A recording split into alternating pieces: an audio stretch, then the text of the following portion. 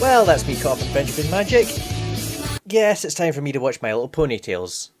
This episode starts with Melody practicing to audition for the princess role in a school play. Ladies and lords of the kingdom, welcome. With that scarf, she looks less like a princess and more like Heinkel after she gets properly messed up at the end of Hellsing Ultimate. I would show you, but it's kinda gross. This room is a disaster area. Clean it up right now. Mom, don't blow a fuse. Remember, I'm a star. Stars don't clean, they have assistants to do stuff like that. Is she referring to jingling and tingling?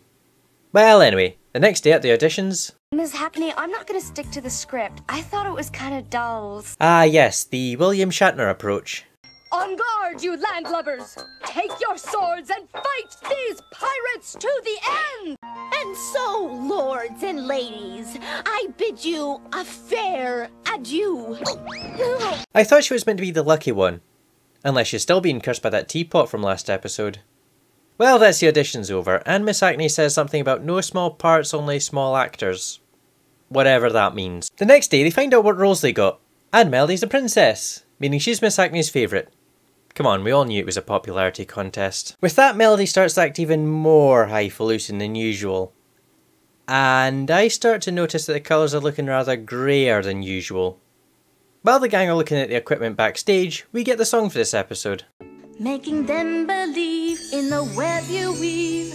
That's the magic of theatre. Noble kings and lords with their rubber swords. That's the magic of theatre. Can you tell the people who made Jurassic World that? Because their CGI really ain't that convincing. As far as this show's songs go, it's actually up there among the better ones thus far. The lead-in makes sense, and its amateurishness works in its favour. Do I look 75? I need to look really old. For the play. Melody enters with a new haircut and acts rather bratty towards her friends. And Clover has yet another spell of bad luck when she asks Starlight to do her hair like Melody's.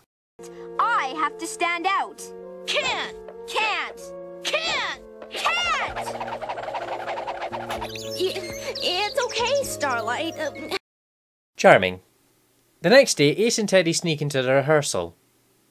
Shouldn't they be in class if they're not part of the play? My prince has sent word. He arrives shortly to read me a love poem. I see she's from the Tommy Wiseau School of Acting. After Melody destroys the set, it's Melody who stops the rehearsal, not the teacher for some reason.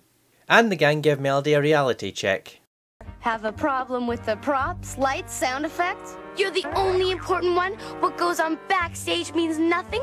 Our star princess royally mistreated her former friends. What do you mean, former friend? Don't they have a rehearsal to do?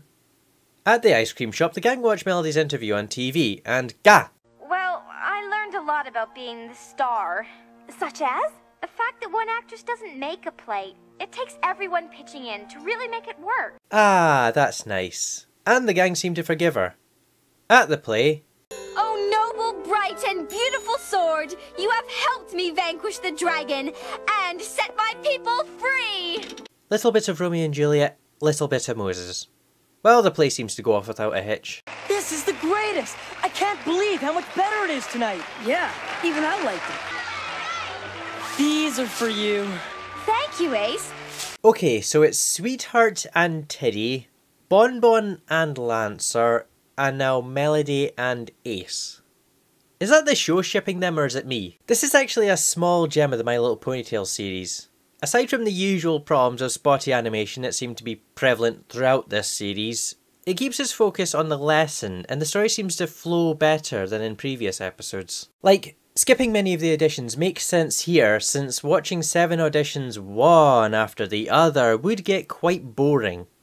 Although I don't know if it was a good idea to skip Melody's, but then again, seeing her play the princess for a 4th time could be just as bad. But heck, with all the improvements this episode has made over the episodes thus far, I'm actually looking forward to the next one.